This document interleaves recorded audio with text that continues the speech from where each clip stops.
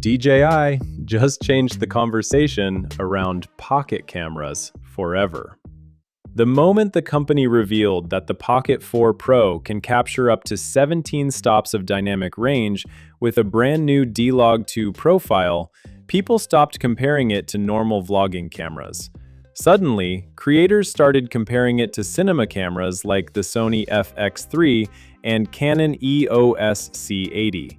And honestly, after seeing the sample footage, it's easy to understand why. For years, pocket cameras always had one major weakness. They were convenient, lightweight, and stabilized, but once lighting became difficult, the image would fall apart. Highlights clipped too fast. Shadows turned muddy. Bright skies lost detail. Dark corners became noisy. You could shoot great-looking footage during the day, but cinematic flexibility in post-production was still limited compared to larger professional cameras.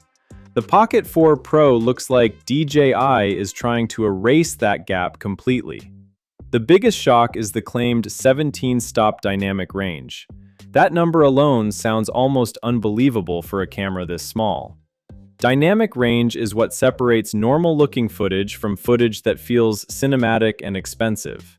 It determines how much detail a camera can preserve between the brightest and darkest parts of a scene.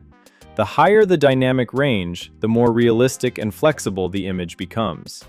And this is where things become interesting. In the demo footage shown during the Cannes presentation, the Pocket 4 Pro handled extreme lighting conditions surprisingly well. Flames, sunsets, dark shadows, and high-contrast scenes all retained detail without collapsing into blown highlights or crushed blacks.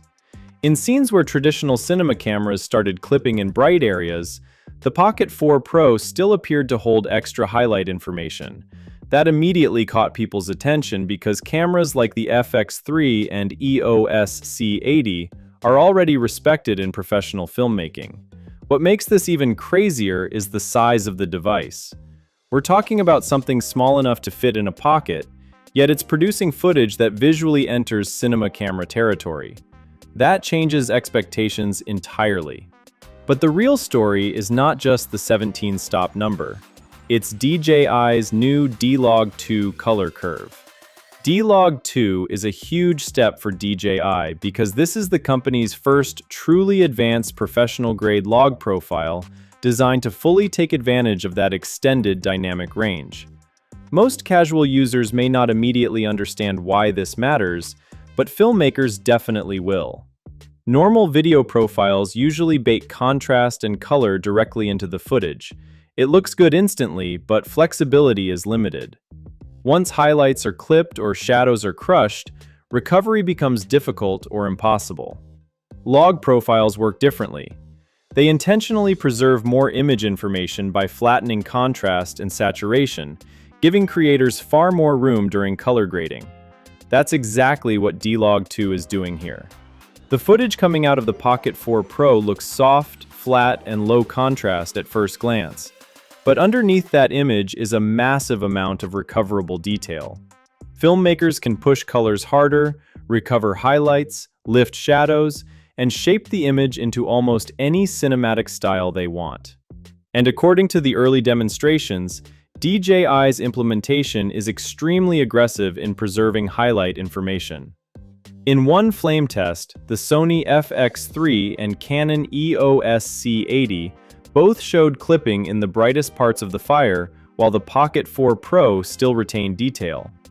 That does not automatically mean the Pocket 4 Pro is a better overall camera than those systems. The larger sensors and dual native ISO systems in traditional cinema cameras still dominate in low-light performance and overall image depth.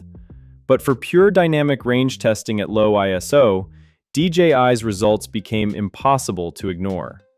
Then came the sunset test. A small figure was placed inside a dark shaded box while bright sunlight surrounded the scene. Exposure was increased stop by stop to test how long each camera could hold information before breaking apart. The Sony FX3 started struggling first. Then it completely overexposed.